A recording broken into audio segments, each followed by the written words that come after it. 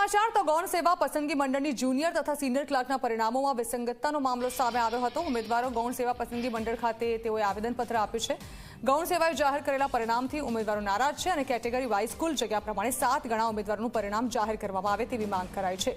CBRT પરીક્ષાના normalisation મેથડની વિસંગતતા અંગે પણ રજૂઆત કરવામાં આવી છે।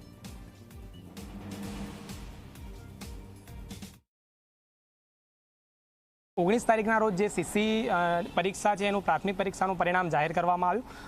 જે પ્રાથમિક પરીક્ષા લેવામાં આવી છે એમાં નોટિફિકેશનમાં દર્શાવવામાં આવ્યું છે કે અમે કેટેગરી વાઇઝ 7 ગણા ઉમેદવાર સમાવવામાં આવશે, પણ જેમાં જગ્યાના 7 ગણા ઉમેદવાર સમાવવામાં આવ્યા છે અને જોવા જઈએ તો એ અને બી ગ્રુપનું અલગ મેરિટ લિસ્ટ બહાર પાડવામાં આવ્યું છે। પણ જો જોવા જઈએ તો 10,000 ઉમેદવાર કોમન છે, એટલે કે જે રીતે કીધું છે એ રીતે 7 ગણા ઉમેદવારો પણ લેવામાં આવ્યા નથી।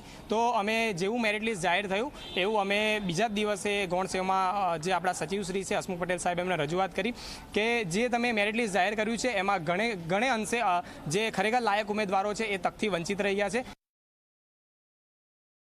ए सर सामे रजूआत आज करवामां आवी तो सरे एवुं जणाव्युं कि आज तमे जे आवेदनपत्र आप्युं छे ए हूँ हायर ऑथोरिटीने अहींयाथी ट्रांसफर करीश अने ए निर्णय जे ते लेशे ए मान्य गणाशे। तो अमे एना बदलामां अमे एवो जवाब मांग्यो कि क्यां सुधी अमने आ जे ते निर्णय छे एनो जवाब मळशे। तो एमणे एवो जवाब आप्यो छे कि कोई बी तारीख फिक्स ना कही शकाय।